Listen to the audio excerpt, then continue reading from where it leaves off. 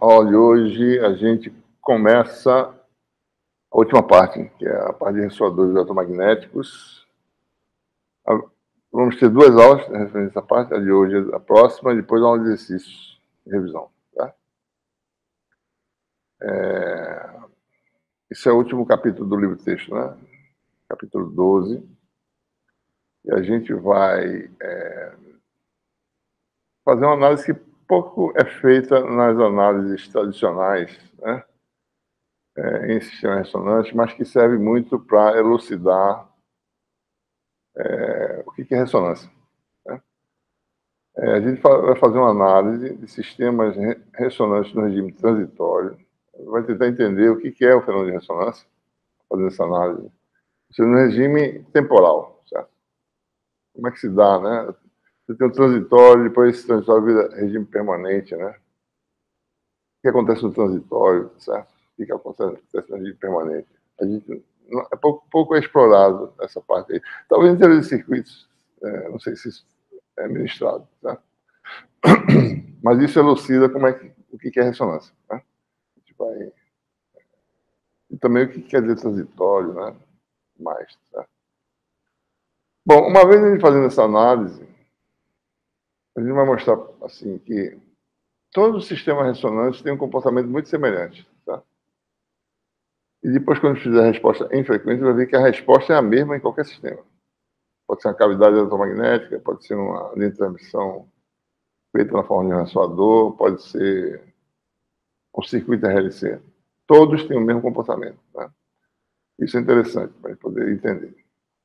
Então, a gente vai, ainda no regime transitório, observar como é que se dá a resposta de um sistema ressonante perante estímulos específicos, e a gente vai concluir com os conceitos de dissipação no sistema, no circuito, ou no sistema ressonante, e energia. O que acontece com a energia, né? Fora da ressonância, a energia oscila, né? Na ressonância, a energia é estacionária. Isso é uma coisa muito interessante. Né? A gente vai ver o que quer dizer isso também, certo?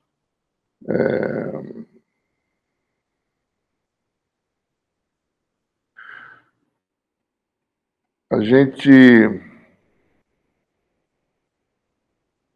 Passar essa parte aqui, né? Esse aqui é exercício que já está disponível, certo? Bom, sistema de ressonância em geral, né? Qual é a característica mais interessante desses sistemas? Que a transferência de energia entre fonte e o elemento, e o circuito, ou o sistema, e as partes que armazenam a energia do sistema se torna máxima quando a frequência do estímulo é sintonizada. A gente está falando de coisas que valem senoidalmente, né? Fazer análise senoidal, certo? Então, considerando regime harmônico, quando essa frequência é sintonizada exatamente na frequência de ressonância do sistema. Nesse ponto aí, você tem máxima transferência de energia, máxima eficiência nessa transferência, certo? Vários exemplos interessantes, né, de sistemas ressonantes que estão aí disponíveis no dia a dia. Instrumentos musicais é um exemplo, certo? As cordas de violão, você tem, cada corda tem a sua ressonância, tem o seu som específico, a sua frequência, né? Quando uma corda vibra, tá certo? Você tenta afinar a vizinha na mesma frequência, você só segurar o dedo e tocar uma corda, a outra começa a vibrar também, certo? Na mesma frequência. Né?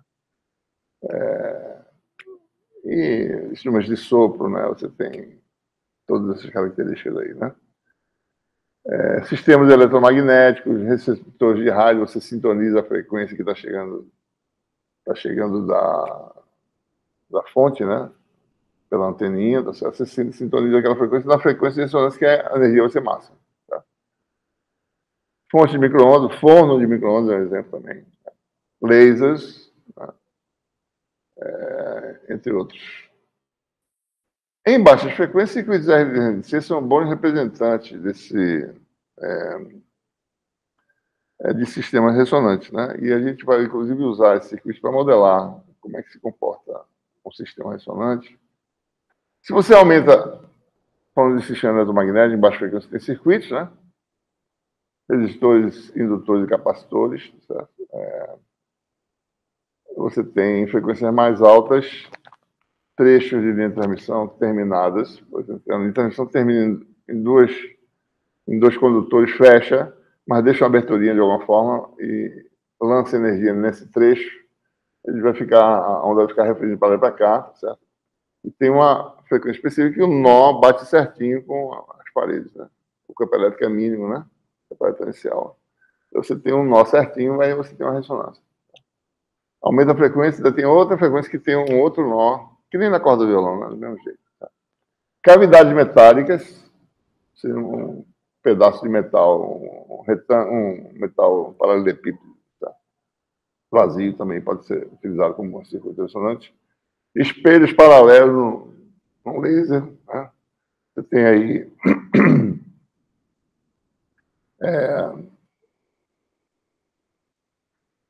você tem espelhos paralelos, né? E você joga a luz aqui, certo? Parcialmente transmite aqui. A gente sabe como fazer isso, a gente fez no capítulo 8 análise de sistemas que refletem, transmitem. Então, isso aqui vai, passa um pouquinho para cá, mas reflete um bocado para cá e fica refletindo aqui dentro, certo? Quando você tem as condições de contorno satisfeitas, você tem uma ressonância aí. Tá? O que o pessoal faz é botar aqui dentro um tubo com gás, ioniza esse gás, você tem inversão de população, que é um fenômeno conhecido, tá? Físico, e você tem aquela radiação indo para lá e para cá, e batendo para lá e para cá, aumentando, aumentando, aumentando, você forma um amplificador. Tá? E você precisa desses espelhos. Tá? Se você não botar os espelhos, o sistema vai sair um sinal. Entra aqui uma quantidade, sai uma quantidade maior, mas a eficiência é pequena. Se você botar os espelhos, isso aqui você aumenta para cá, aumenta para cá, aumenta para lá, aumenta para cá, múltiplas passagens, certo? E na ressonância do sistema, você tem aquela luz intensa saindo, né? Tem um laser. Então, são vários exemplos, certo?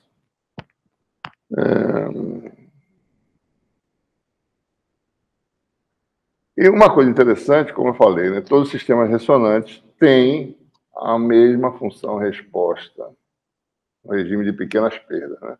Sistema de pequenas perdas, você quando modela ele, vai ver que tem uma função-resposta em frequência que é a mesma para todo mundo.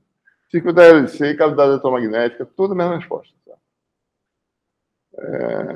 Resposta ao quê? Bom, por exemplo, a potência dissipada no sistema é máxima na ressonância, de acordo com que variação com a frequência aplicada. Então, essa função a resposta. Tá? Então, por causa disso, a gente vai iniciar a discussão utilizando circuitos LC tradicionais como exemplos. Depois a gente vai ver como estender isso aí, tá certo? Como eu falei, né, no regime transitório, a gente vai elucidar o comportamento desses sistemas fazendo essa análise, né? Bom, aí tem dois circuitos RLC série paralelo, né? Vamos observar aqui quais são os parâmetros, né? Tensão aplicada, corrente, né? Os sistemas em paralelo, e você tem essa corrente distribuída aqui. O outro é o sistema série, aplica uma tensão, tem uma corrente resultante. A pergunta aqui é, quem é que eu controlo aqui e quem é que é controlado aqui, nesse caso? Quem é que eu controlo aqui, quem é controlado? A gente tem que olhar para a equação diferencial que a gente vai obter. Tá? Por exemplo, vamos olhar para o circuito paralelo, tá certo?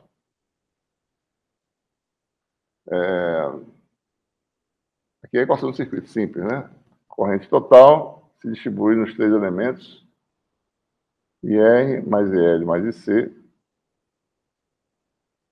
relacionando. A gente quer ver uma grandeza e outra relacionadas, tá certo? IR é V sobre R, né? E C é a equaçãozinha do capacitor, C dv dt. E L é L mesmo, tá certo? Porque o VL, né? Observe que eu estou usando essas letras arredondadas aqui, tá certo? Deixa eu escrever no outro aqui. O VL, né? É igual a L, D e L dt, né? Então, para obter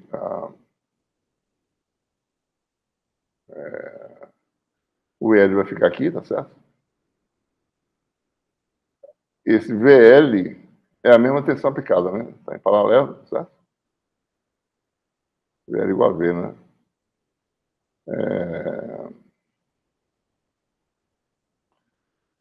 Muito bem.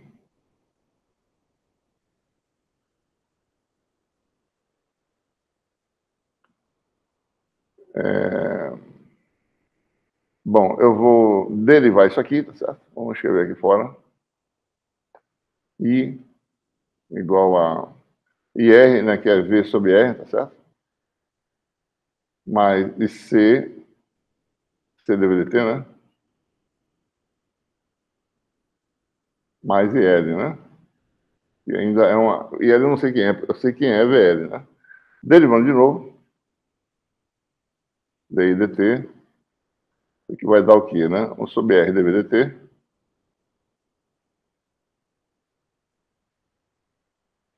mais C derivada segunda, né?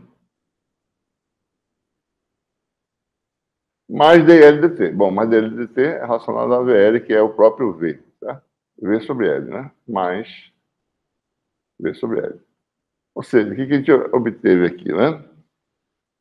Vou agora deixar coeficiente unitário nessa equação diferencial para tensão, né? D2V dt2, né? O próximo termo é a primeira. Eu dividi por C aqui, tá certo? Todo mundo, né? 1 sobre RC, dv dt, né? Mais 1 sobre RL, V igual a quem? 1 sobre C, di dt. Então, aqui, quem é que é controlado e quem controla, né? Olhando essa equação bom, sabendo I, certo? Sabendo o lado direito, eu obtenho uma resposta para V, certo? Então, o circuito RLC paralelo, a gente vai considerar que o I é a função estímulo e V é a função resposta. Conhecido I, eu resolvo essa equação diferencial, né?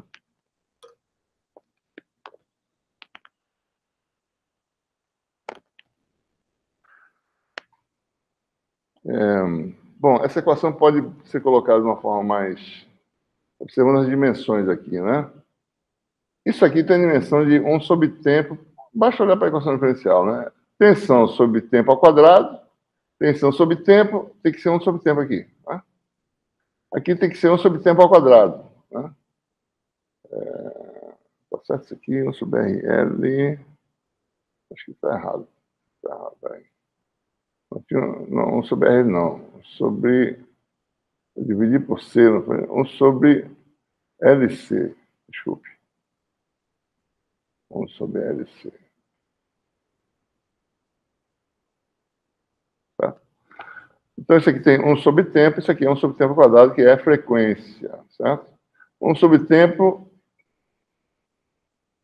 também é frequência, né? É uma frequência, um tipo de frequência. Dimensão de tempo a menos 1, tá? A gente chama esse parâmetro aqui a constante de amortecimento do sistema, 1 sobre RC. Tá? Tempo, RC é um tempo característico, né? Associado a perdas. Só existe porque tem perda, porque tem resistência, certo? Isso aqui é 1 sobre tempo ao quadrado. Isso aqui é uma chamada ômega zero ao quadrado, ou seja, ômega zero é 1 sobre R de LC.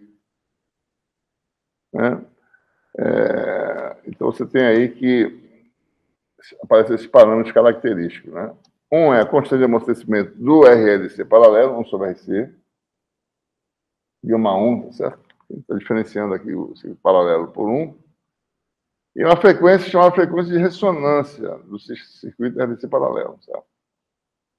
Então, se você olhar para cá, isso aqui é gama 1, certo? Isso aqui é ômega zero ao quadrado. Né? Então, você fica com essa característica do circuito. Ou seja, a função resposta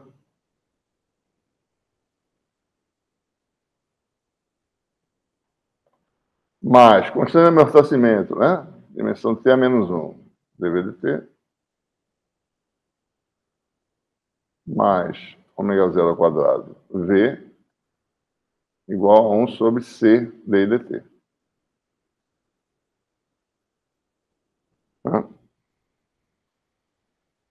Essa é a característica. Tá? Se eu fizer a mesma análise para o série, vou obter a equação idêntica, um pouquinho diferente, mas vai ser assim, vai ser, se é o paralelo, né? O série vai dar o quê? A resposta vai ser a corrente. E aí o estímulo vai ser a tensão. Vai ser D2i, dt2, mais gama 2, que é a constante de amortecimento associada ao série, tá certo? dt. Mas o mesmo parâmetro, então, zero ao quadrado i, igual a 1 sobre L, agora, né? dV, dt, tensão aplicada. Só lembrando aqui a figurinha, tá certo? Tensão aplicada, estímulo é a tensão, resposta é a corrente, né?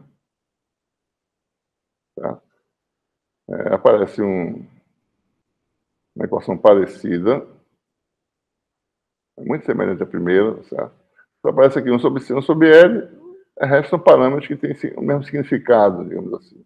Essa constante de amortecimento aqui se transforma em R sobre L, né? No série. 1 sobre RC no paralelo. A frequência de ressonância é a mesma, ômega zero é idêntica nos dois casos. Tá? A mesma expressão aqui. Tá? 1 sobre R de LC. Bom, que outras características tem no nosso sistema? Nós temos energias armazenadas no indutor e no capacitor, que são conhecidas, né?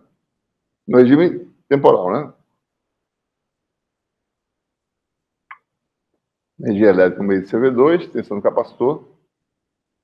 Energia magnética, meio de Li2. Bom, uma questão importante quando a gente faz a análise de ver o que acontece com o sistema quando aplica um estímulo, né? Quando esse estímulo muda de repente, por exemplo. Só porque é um senoide, de repente desliga, certo? Daí, o que aconteceu com ele? O que vai acontecer depois de desligar? Bom, nesse momento de desligamento, ou quando eu mudo a fonte subitamente, eu tenho que ver qual é a condição digamos, de contorno, certo? Quem é que determina essa condição? Bom, o princípio é esse. Energia armazenada num sistema que armazena energia, como um indutor e capacitor, não pode variar abruptamente no sistema físico. O que quer que aconteça com o circuito? Certo? Pode ter coisas mudando subitamente. Não é que muda subitamente, ela muda de acordo com uma função contínua, certo? Mas a gente matematicamente faz essa aproximação. Quem mudar subitamente não pode ser nem capacitor, nem a energia do capacitor, nem a energia do indutor. Esse é o princípio básico, tá? Ou seja, energia no indutor é proporcional à corrente no indutor ao quadrado, né? Ou seja, proporcional à corrente no indutor. Quer dizer que num determinado evento que ocorre no tempo t0, a corrente no indutor, no tempo imediatamente antes, e a corrente no tempo imediatamente depois, não pode mudar. Então tem essa condição de contorno aqui. A corrente é contínua. Veja bem, viu? A gente está falando de continuidade de função, né? A função corrente. Aqui está o tempo t0, certo? Está variando, não sei como aqui, pá, chega aqui, certo?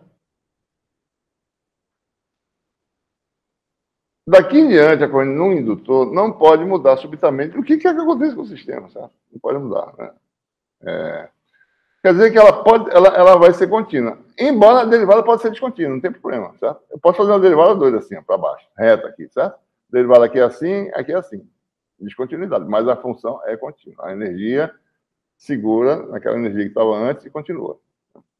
Mesma coisa do capacitor. A tensão no capacitor, num evento de uma súbita mudança, não pode mudar abruptamente. É uma coisa que a gente tem que lembrar quando for fazer análise de transitório, né? Por exemplo, vamos no paralelo e ver o que pode acontecer. Suponha que você tem o paralelo, lembrando, o estímulo se a gente olhar a equação diferencial, né? A função estímulo é a corrente. Tá?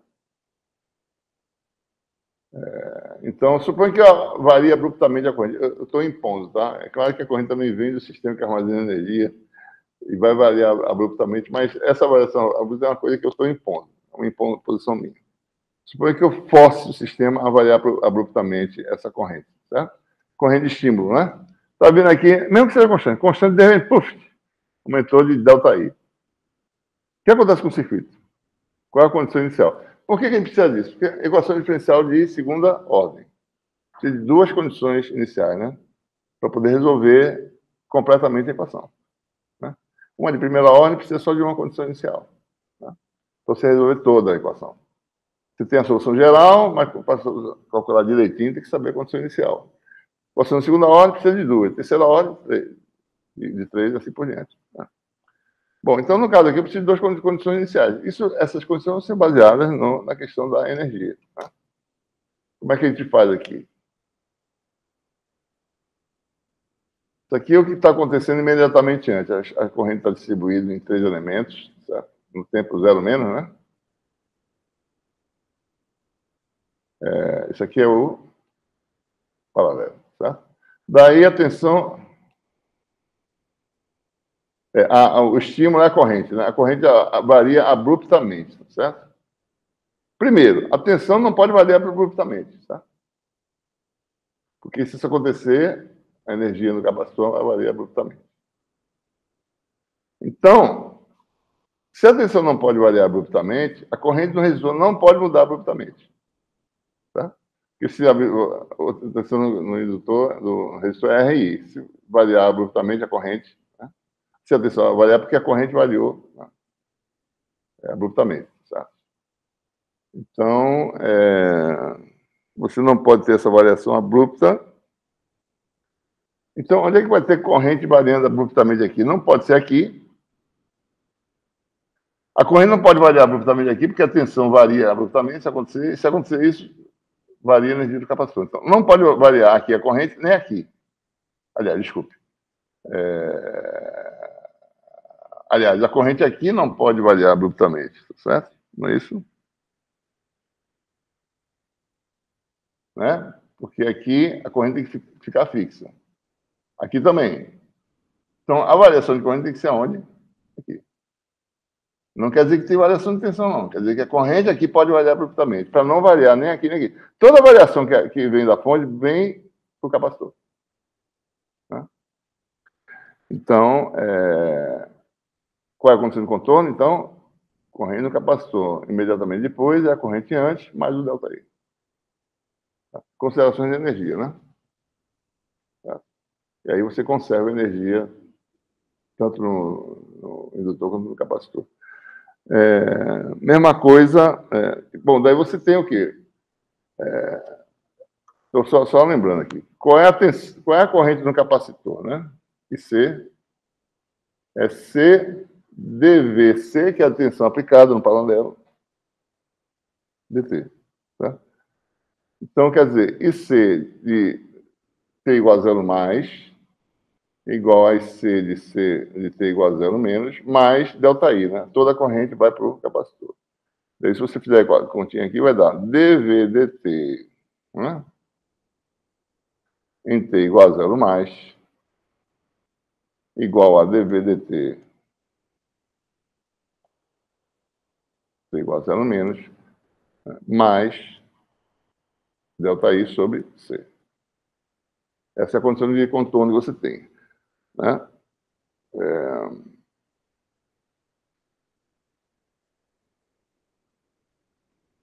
Certo? Então, nesse sistema, a tensão tem que ser contínua, porque ela não pode variar abruptamente. Né?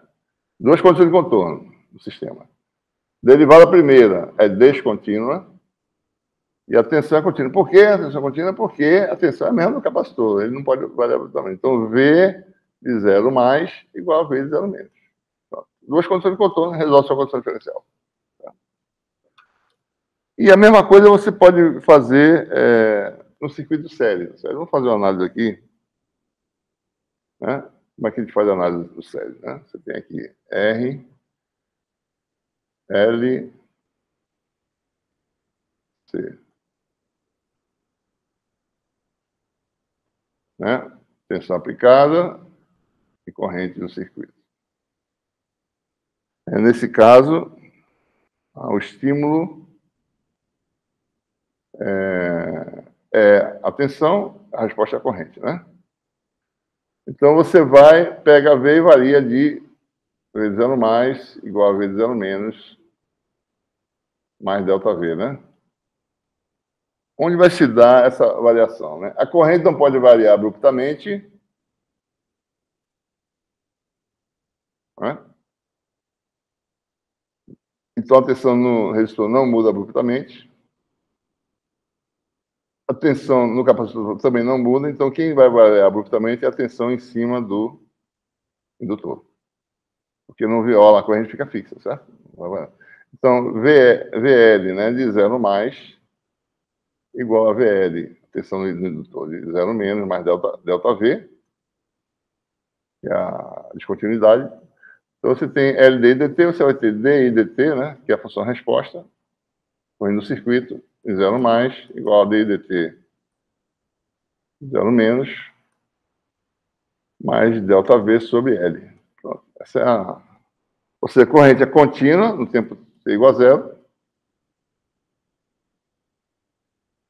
e a derivada é descontínua. Tá? Tudo baseado em considerações de energia, né?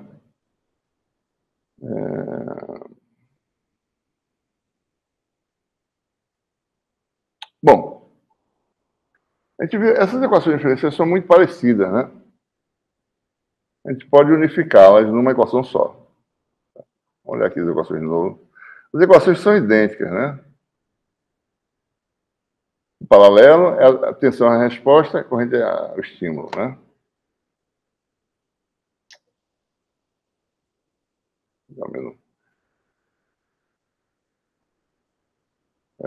Né? A equação é a mesma. Derivada segunda da grandeza, derivada primeira, frequência de ressonância, e aqui muda essa questão aqui. Vamos unificar essas equações numa só, fazendo a seguinte transformação de variáveis, certo?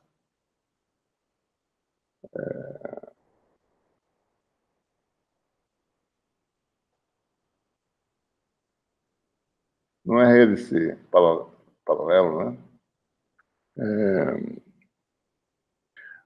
A resposta é a tensão, né? Tá?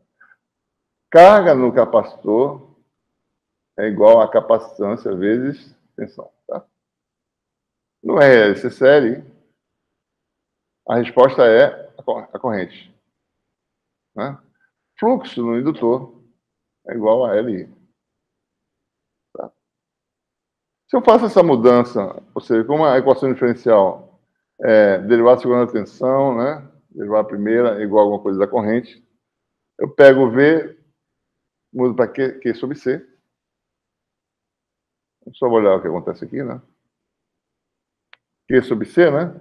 Então, 1 sobre C aqui, certo? 1 sobre C, 1 sobre C, aqui tem 1 sobre C já, cancela, certo? Né? Você fica com a derivada segunda da carga do capacitor, derivada primeira, carga no capacitor, e daí dt apenas. Né? Tá? A gente vai chamar aqui a função estímulo, no caso, como sendo a função g, certo? Então, quando eu faço isso, eu fico d2q dt2 mais γ1 dq dt. O c foi cancelado, né? Mais ômega 0 ao quadrado q igual a dg dt. Função estímulo derivada dela. Se eu fizer no circuito RLC, eu vou obter a mesma coisa, d2 d2 fluxo dt2 mais γ2 d2 psi dt mais ômega 0 ao quadrado psi igual a dv dt. Vou chamar de G também, certo? No caso do circuito aqui, a tensão vai ser a função estímulo. Vou chamar de G. Então você tem duas equações idênticas, certo? Menos esses parâmetros aqui. Esse parâmetro é o mesmo. Mesma equação. Governo dos sistemas são sistemas idênticos, né?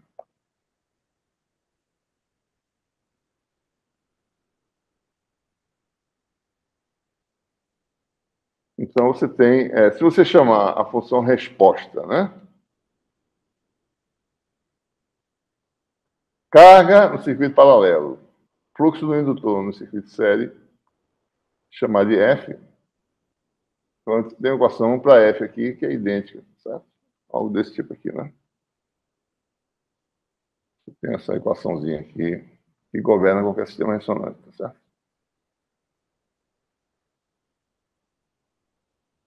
Né? Função estímulo é G, ou corrente ou tensão. Corrente no paralelo, tensão no série. Função resposta é carga no capacitor no paralelo, fluxo no indutor no série. Você tem equação muito... vou chamar agora de gama, né?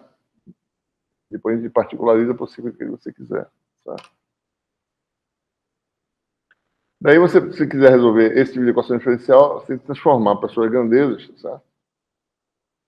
Se o estímulo variar abruptamente, né, a condição de contorno é que a resposta é contínua, que a resposta tem a ver com o elemento armazenador de energia, certo? Tensão no capacitor no paralelo, né? Corrente no indutor no série. Então, a resposta, que é o F, ela não pode em si mudar abruptamente. Né? Tem que botar essa equação aqui também. Tá? Não dá para fazer aqui. Então, a resposta não muda abruptamente. Né?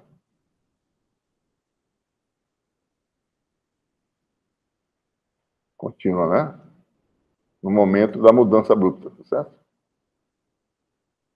E derivada descontínua, de acordo com essa receitinha aqui. Se quiser resolver em geral, faz assim, e depois particulariza. Tá? Bom, vou mostrar aqui uma tabela, tá certo?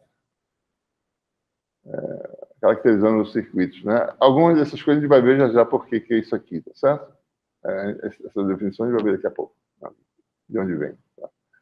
Vamos lá. Frequência de ressonância é ômega zero, constante de amortecimento é gama, frequência natural de oscilação, a gente vai entender por que tem esse nome daqui a pouco. É essa expressão que a gente vai calcular ainda, tá certo? Função estímulo, a função G, função resposta, a função F. Então, o que elas querem dizer? Bom, ressonância.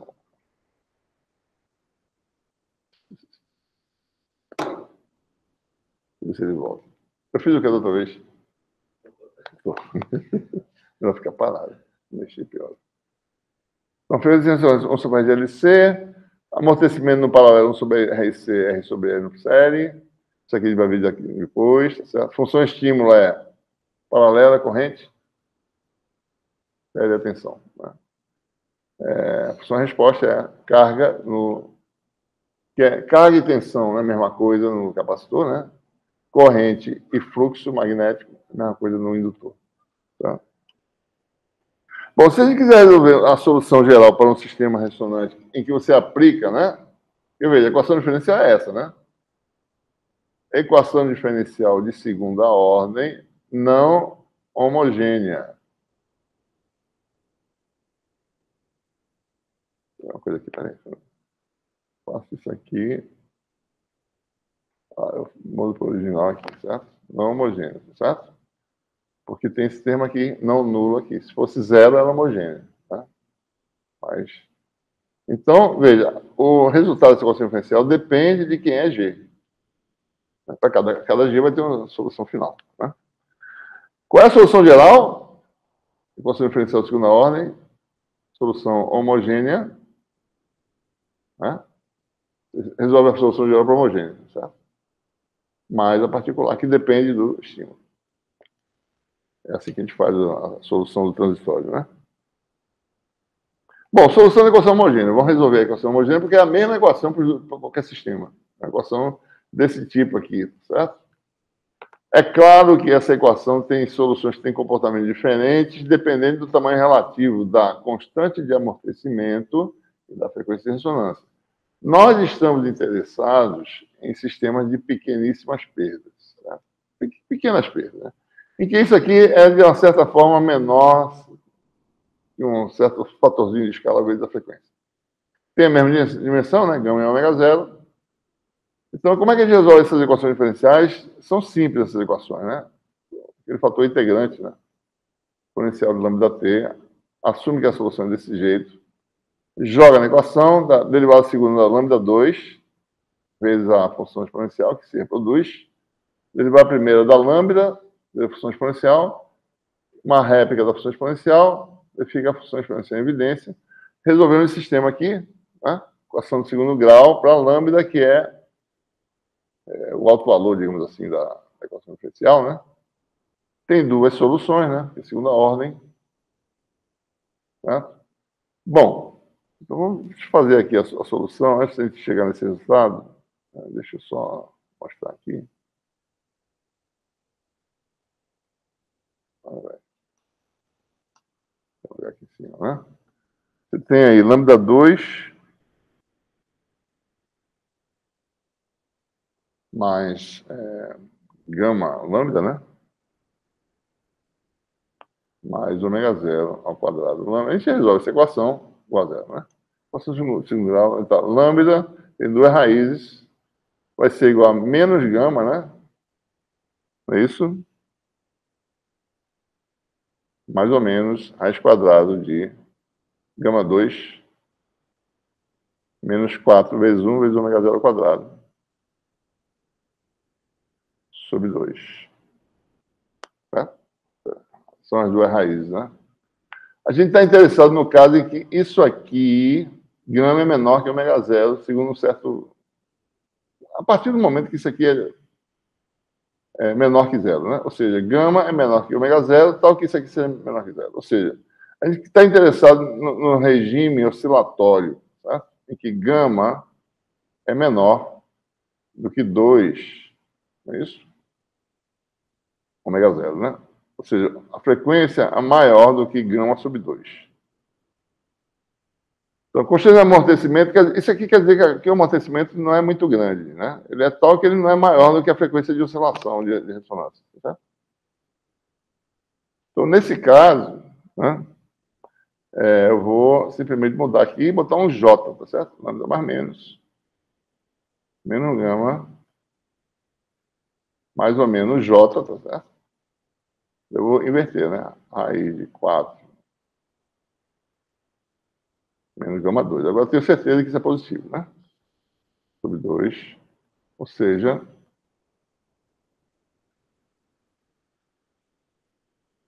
menos gama, parte real é menos gama sobre 2, uma parte imaginária, tem duas possibilidades, né? Jogando 2 para dentro, fica 4, né? Vai ficar, então, raiz de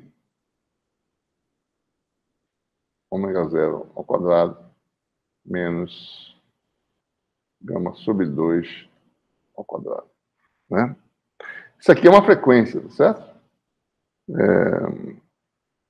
Vamos chamar essa frequência, e tem uma razão por quê, né? De frequência natural de oscilação. Isso aqui, tá? Raiz de ômega zero menos gama sobre 2 ao quadrado. Observe que se ômega zero de fato é muito maior que gama sobre 2, né? Ômega zero é muito maior que isso. Se desprezar isso aqui, ó, a frequência natural é o quê? Aproximadamente a frequência de ressonância. Isso que confundem, né? Então, as soluções da exponencial são do tipo quê, né? Exponencial de parte real, né? Menos gama t sobre 2, exponencial de mais ou menos j ômega t. Né? Daí eu posso combinar as duas soluções, uma com mais, outra com menos. Tá? Eu vou ter combinações de Q exponenciais complexas e vão virar o quê? Eu combino do jeito que eu quiser. Dá o quê? Seno ômega t cosseno ômega t. Né? A solução da equação homogênea tem um termo de amortecimento vezes o termo oscilatório, certo? Oscila, né? Por causa disso, né? Senão, o sistema pode ser super amortecido se a gama é maior que ômega zero sobre 2. A gente não está interessado nisso. Quer saber se chama oscilatório. Então, a resposta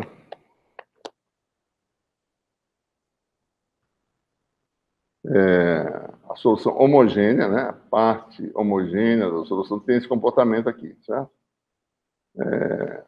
Uma amplitude, que a gente precisa determinar, depende das condições. Uma função exponencial real, menos gama T sobre 2. Eu posso botar seno ou cosseno, né? Vou botar seno aqui. Seno, ômega T, mais uma fase, né? Da solução homogênea. Certo? Né? Isso aqui vale só quando ômega 0 maior que gama sobre 2. Então, é que mostra a característica da solução homogênea, né? Isso aqui, suponha que o sistema esteja estimulado, certo? Está estimulado. A parte homogênea da solução é essa aqui. Depois de algum tempo, isso aqui vai para zero, desaparece. Essa é a parte transitória do sistema. Se está estimulado, daí depois de algum tempo o que acontece? Bom, desaparece, porque isso aqui vai embora. Tá? Aí fica só a parte que está estimulando. Né? Então, essa é a observação importante. O limite da solução, que é a soma das duas, né? Para t tendendo a infinito, né? Mas t muito grande, né? A resposta vai dar o quê? Só a parte da solução particular. Porque mais era para ser mais φh, mas isso aqui vai embora, certo? Então, depois de muito tempo, F se transforma na particular. Ou seja, que é associado ao estímulo em si. Por isso que a gente chama de regime permanente. Né? A resposta se parece com o estímulo. Ela vai variar do mesmo jeito. Se eu estou aplicando ômega no sistema, depois de muito tempo, o sistema fica na frequência ômega. Né? Vou analisar alguns casos e ver as curiosidades aqui. Certo?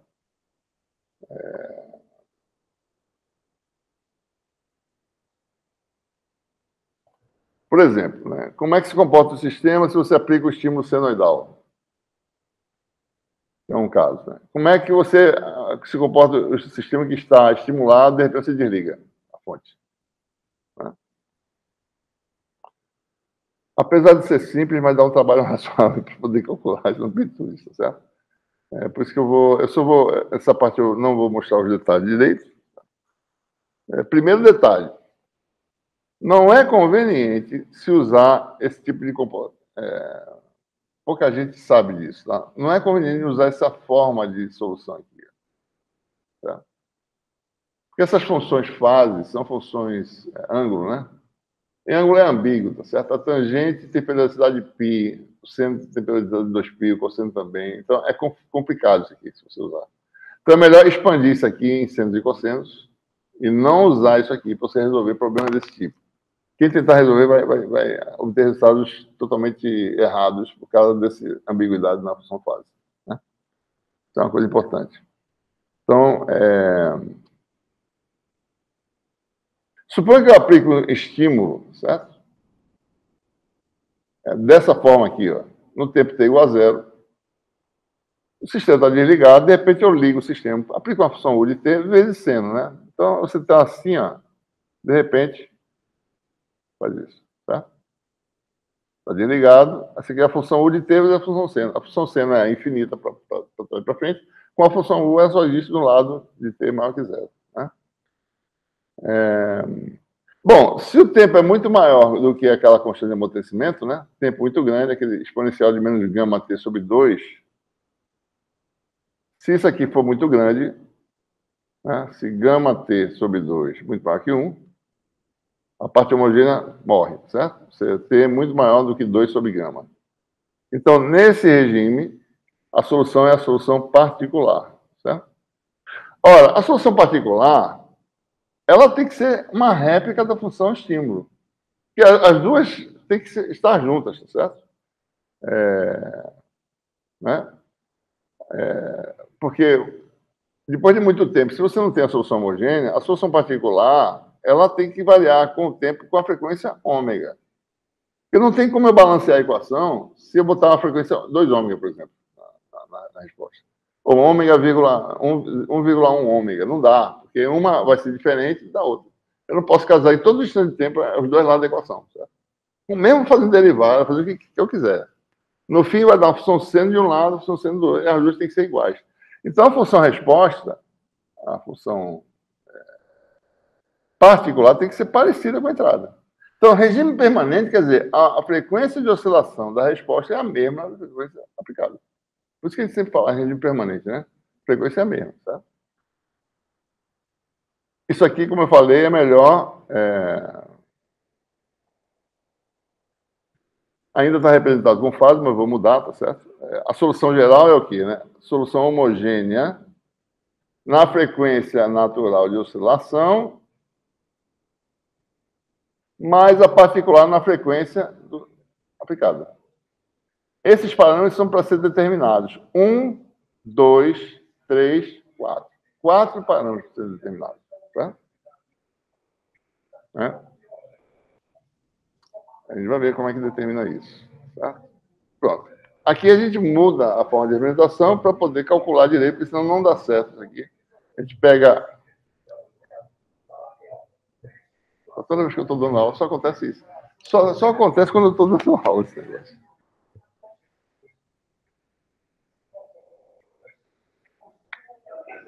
Outra coisa, existe mecanismo para divulgar. Né? Isso aí é uma coisa...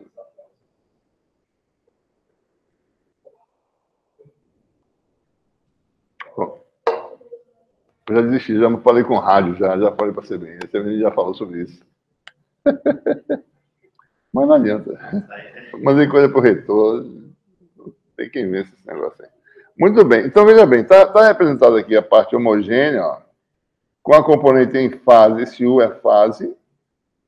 Olha que é fase, né? A gente chama de componente em fase quadratura, que a função seno é uma, a cosseno é deslocada de π sobre 2, né? E a parte particular, que é P, H é homogêneo, P é particular, fase quadratura, né? A gente chama isso aí, tá? Bom, 4 incógnitas para resolver, né? Então, como é que a gente resolve as incógnitas? Bom, no regime permanente só sobra essa parte aqui, né, da resposta, certo? São duas constantes, né? Olha, nós joga na equação diferencial e balanceia a equação.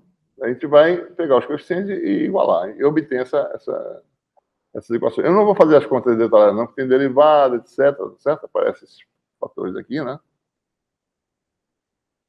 Aqui vai ter um termo em seno e um termo em cosseno, né? Fácil de perceber, né? Porque é fase e quadratura. Aqui só tem...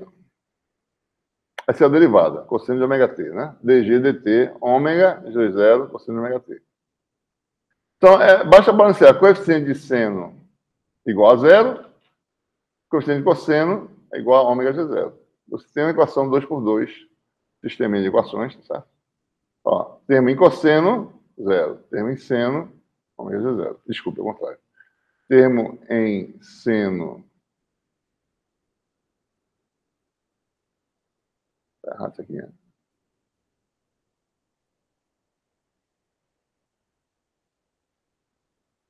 Não, acho que não está certo, tá certo. Esse aqui é o coeficiente da função seno. Ó. Aqui, pô. Isso vezes isso, né? Mais ômega gama vezes isso. Isso vezes FPU, mais isso, ômega gama, né? Vezes FPV, que é a função seno aqui, dá zero, né? Ou seja, tá certo aí. Tá? Então, você tem uma equação diferencial, ou seja, uma equação simplesmente, equação matricial, inverte a matriz, solução obtida. Já obteve 2 parâmetros, né? E os outros dois... Bom, aparece aqui um fator importante, que a gente vai olhar para ele, vai aparecer nas nossas funções respostas, que é essa denominadora aqui, tá certo? Que tem essa função de diferença, ômega menos frequência ao quadrado menos frequência da ressonância ao quadrado, mais essa sobrinha aqui ao quadrado. Quando a frequência é igual à frequência de ressonância, aqui dá zero, isso aqui é máximo, né? Tá? Então tem uma condição extrema aí. Importante. Bom, e as constantes seguintes, né? Condição inicial, tá certo? Que são aquelas duas outras equações que a gente precisa. São essas derivadas do nosso ΔG nesse exemplo. A função faz isso, né? De repente faz isso. Né? Aqui a função g não tem descontinuidade, né? É contínua. Ela tem derivadas contínuas, mas ela é contínua em si. O ΔG igual a zero. Então, a derivada é contínua da função resposta. Então, você tem continuidade da função, continuidade da derivada, mais as equações, mais um sistema de equações que a gente pode determinar. Novamente aparece esse delta aqui embaixo, que é a mesma função lá que a gente falou aqui agora há pouco, né? Uma funçãozinha aqui, parece, certo? Bom, esse é o resultado. Dá algum trabalho, mas é só áudio, tá certo?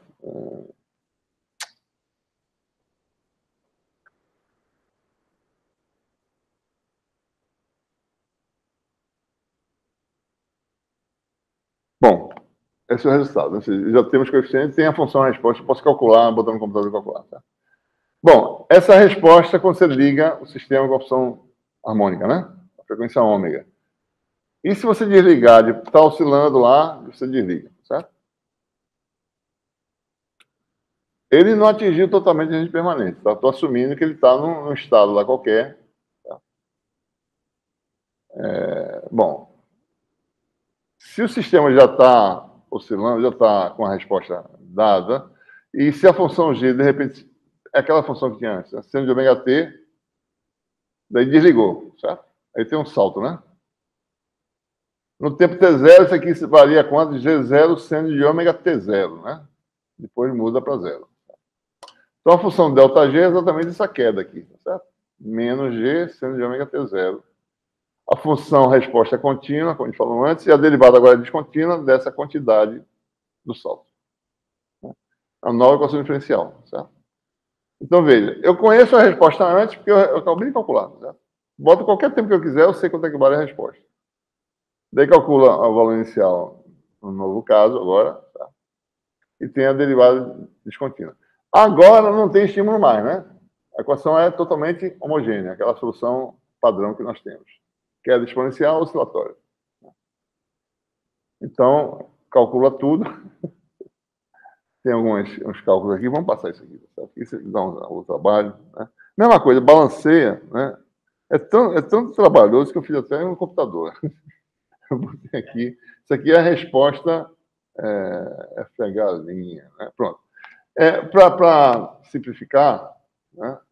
A gente chama FHU e FHV lá na primeira parte, aqui a gente chama de linha, tá? Para nessa parte seguinte, depois do desligamento. Né?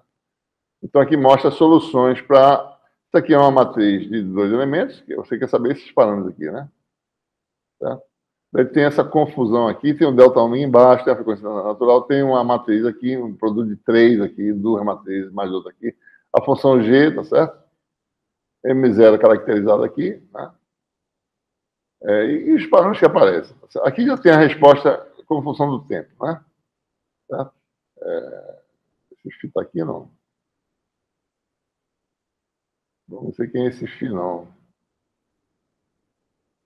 sei se tem esse φ, não. Sem dúvida, tá? Bom, enfim. No livro tem o resultado completo, né? E aí, vamos olhar agora como é que é a função-resposta para um caso real, né? Eu fiz aqui uma simulação, tá certo? Para a gente ver realmente os detalhes. A coisa mais interessante de sistemas transitórios é isso, né? Você liga, certo? Aqui dá o estímulo, certo? Zero, né? De repente ligou, virou uma senoide, né? Daí vai e desliga. Por certo tempo, tá? Bom, o sistema tende a começar a ser parecido com a função estímulo, certo? Mas observe que isso aqui não é a função seno, certo? Você tem aí uma mistura de uma função que oscila na frequência... Olha, meu filho, tá doido? Não pode escrever, não.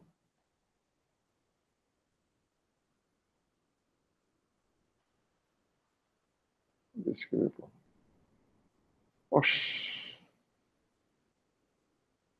Por causa dessa figura aqui. Ah, apareceu aqui. Ó.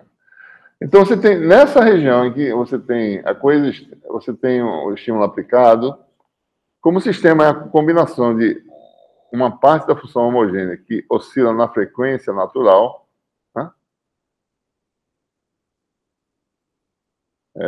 E outra que a outra parte é a solução particular, que é a frequência ômega, né? Então, aqui você tem seno de ômega. Então, você tem uma mistura de uma função seno de ômega t, a frequência natural de oscilação, e frequência aplicada externa.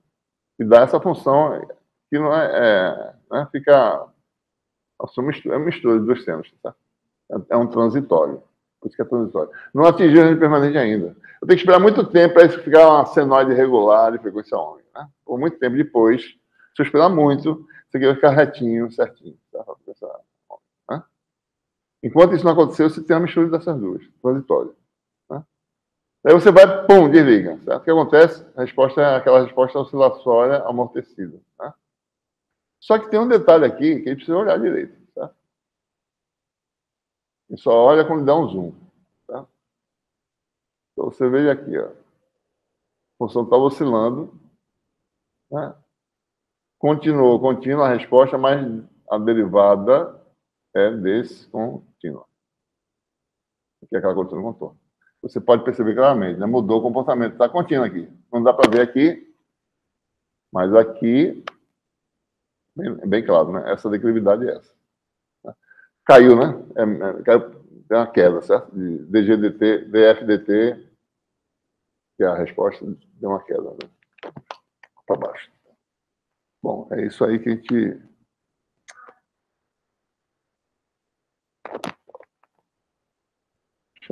Esse bicho aqui tá me dando trabalho, rapaz. É. Bom, a gente pode agora ver o que acontece nesse sistema aí. A gente vai mostrar uma simulação em que a gente aplica o estímulo, espera um tempo razoável, certo? Para ele mais ou menos chegar no regime permanente. Ele não vai chegar, mas vai chegar perto, certo?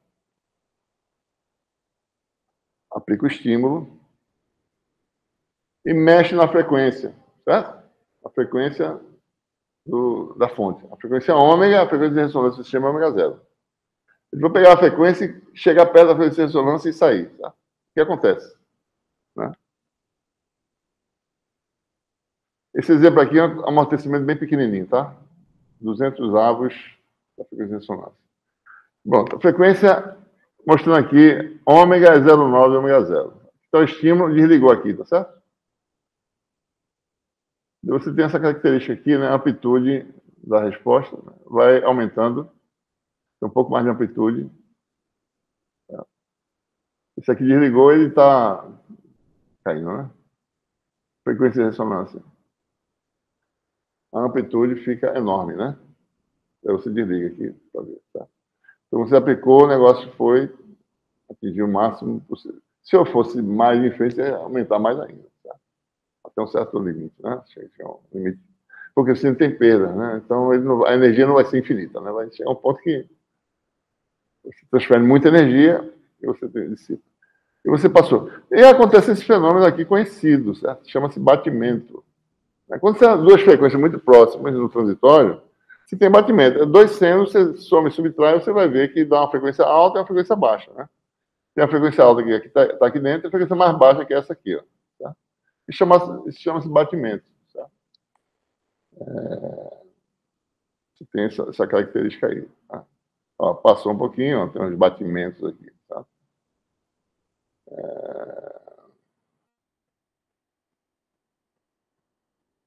Tá?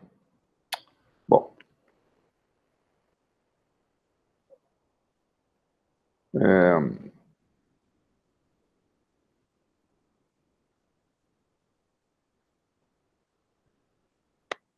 P4, né? Bom, eu vou fazer agora essa análise de energia, que vai mostrar um outro aspecto interessante, certo? De sistemas ressonantes, né? Tem um bocado de conta que eu não vou...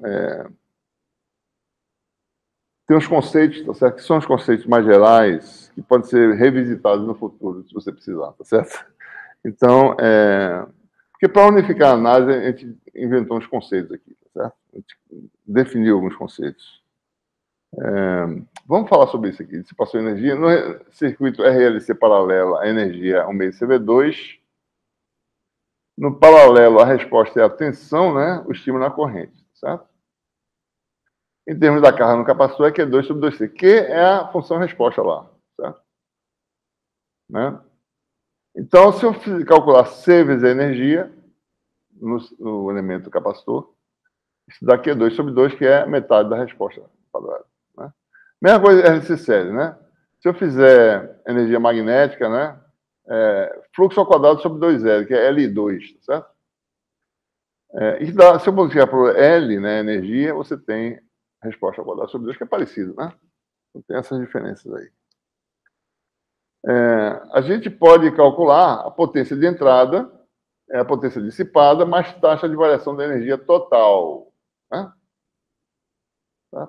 Pode calcular essas quantidades. Tá certo? No RLC paralelo, né? I vai ser o G, Q vai ser a função resposta. Então, a potência de entrada você pode calcular, certo? Igual a VI, né? Você pode calcular em termos aqui, né? Q sobre C é a tensão do capacitor, vezes I, e a função resposta, desculpa, e a função estímulo, que é o G, que é a função resposta, fica FG sobre C, né? Então, a potência de entrada vale Q2 sobre R, Q2 sobre RC, né? Q igual a... Bom, dá isso aqui. F2 sobre RC2, transformando, mais dW dt, que é a energia total armazenada. E a gente faz umas continhas aqui e mostra que essa quantidade, CdW dt, vou mostrar aqui rapidinho, né? CdW dt é igual a função resposta vezes estímulo menos gama função resposta. Né? RLC paralelo, tá certo? A gente obtém esse tipo de equação diferencial, né? Que mostra uma característica interessante. Tem essa diferença, G menos gama F. Né? Se fizer a mesma coisa por circuito de série, obtém uma equação muito parecida. Então, L dW dt aqui, no caso, né? F, mesma característica, G menos gama F. Mesma coisa. Tá?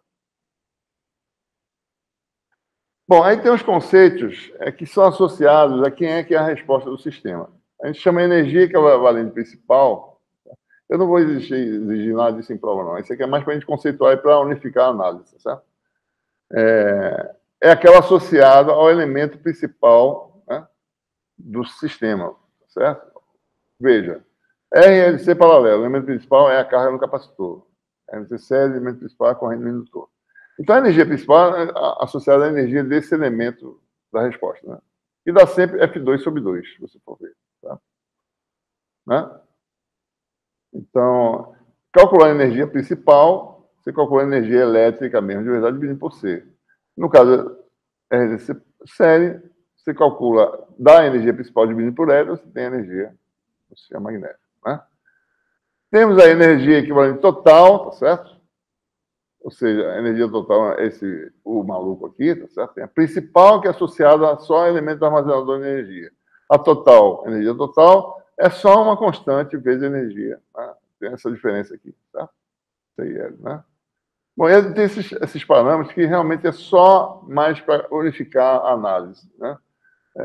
Só para saber quem é o que em cada sistema, tá certo? A energia total é a soma da energia elétrica mais magnética nos dois sistemas. Energia elétrica é F2 sobre 2C. Né? No caso do série, é a energia total menos F2 sobre 2L, tá certo? E por aí vai, né? A gente não vai preocupar muito com essas coisas aqui. Tem taxa de variação da energia equivalente total, esse T aqui aparece, tá certo? E assim por diante, tá? Eu não estou muito preocupado em mostrar isso. Eu quero mostrar aqui as características da equação diferencial, né? Ou seja, a energia do sistema. Vamos olhar para esse parâmetro aqui agora de forma unificada. Resposta, estímulo menos gama, resposta. Ressonância é o quê? Essa energia oscila, tá certo? Se a energia oscila, quer dizer que a fonte da energia para o sistema, esse sistema devolve uma parte. Fica oscilando para lá e para cá, certo? Só não oscila em que condição? Quando G é igual a gama F. Isso aqui dá zero. Não tem variação de energia. O sistema atinge o regime estacionário. Isso é que chama condição de ressonância, certo? O que é necessário para a condição de ressonância? G igual a gama F. Essa é a equação simples aqui. Você vai em cada circuito e vê quem é G e quem é F. Né? Então vamos lá. Circuito paralelo. Já vou estar saindo aqui o tempo todo. Ah, tá. Basta eu baixar, né? É porque o volume está alto. Por isso. Alô? Pronto, apareceu. Eu não me lembrei que estava saindo ali o som. G é igual a quem? G é igual a I, né? No circuito paralelo, F igual a Q, gama 1 sobre RC. Né? Então, a condição de ressonância é I igual a 1 sobre RC vezes Q, Q igual a... Estou lembrando, né? Ver se eu posso escrever aqui. Não posso. Q sobre C igual a V, né? E C igual a Q sobre V, né? Então, Q igual a CV. Contrário. Q igual a C vezes V. Né? Então, se você vem aqui, Q igual a CV, C cancela, I igual a V sobre R. Né? C igual a RI. Mesma coisa no sério. Tensão igual a RI. Né? Que quer dizer o quê? Tensão e corrente estão em fase. Porque quando isso, fora da condição de ressonância, você tem tensão e corrente, um não é réplica do outro. Um é uma função de um jeito, a outra é estímulo ômega, né? A outra é ômega grande e ômega pequeno misturado. Não são réplicas. Em cada instante de tempo muda. Tá? Quando tem ressonância, né? Então você tem uma réplica idêntica, certo? Quer dizer que no circuito paralelo, a corrente vem toda por aqui, ó. Tá? V igual a RI, né? Isso aqui está desacoplado, né? Aqui não tem corrente, é igual a zero, certo? Mesma coisa aqui, né? V igual a RI, aqui você não tem tensão, certo? Tensão igual a zero aqui. A parte oscilante desacopla, né? Certo?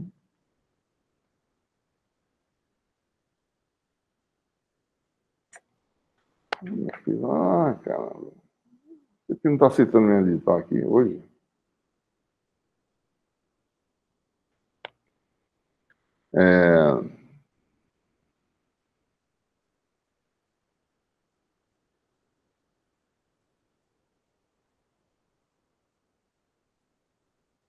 Se a gente calcular, por exemplo, a resposta ao estímulo senoidal, for nas equações lá e calcular a resposta quando ômega é igual a ômega zero, observe o que acontece. Isso aqui vai para zero. Vai para zero. Esse termo vai para zero. Se você fizer as continhas lá, é a resposta, tá certo?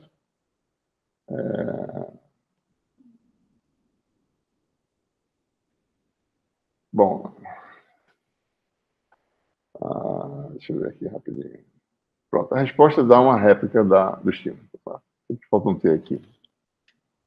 Falta um Tzinho aqui, tá? Ômega T. Né? Então, depois que você faz as contas todinhas, você vai ver que a resposta dá idêntica ao estímulo, uma réplica, né? V igual a RI ou etc. Tá? Bom, então isso é ressonância, quando a energia não oscila. Né? Tá certo? Então, essa frase é importante. Todo sistema alimentado por uma fonte harmônica está na condição de ressonância quando a energia armazenada permanece estacionária. Né? Isso é verdade, tá certo? Olha, observe aqui. Vou aumentar aqui para você não ver tudo aqui, certo? Isso aqui é como a energia está oscilando, né? Quando a frequência ômega é 0,7 ômega 0. Observe que a energia do sistema oscila, certo? Pequena quantidade de energia e oscilando. Quer dizer que a energia devolvida, né? O sistema é ineficiente, certo? Vai aumentando a frequência, aumenta um pouco mais a amplitude, continua oscilando, certo? Vai aumentando, né? Você já tem um valor DC maior, né? Média aqui, certo? Quando chega em ômega igual a ômega 0, não tem oscilação. O sistema, a energia é constante. Isso aqui está fazendo isso porque eu desliguei aqui, tá certo? O circuito, né? Mas isso aqui é uma coisa que a gente não vê, né? Tradicionalmente, certo? Aí você passou da ressonância, o sistema volta a oscilar, né? Tem bastante energia armazenada, mas ele devolve, fica devolvendo, né? E pronto. Aí você passou, saiu da ressonância. Então, a ressonância quer dizer isso, né? O sistema entra no regime estacionário. Energia constante. Não devolve nada para a fonte. Ok? Bom, é isso que a gente vai falar hoje, né? Sistema ressonante. Na próxima aula, a gente vai fazer análise de regime permanente e fazer análise com linha de transmissão e cavidades. Tá bom?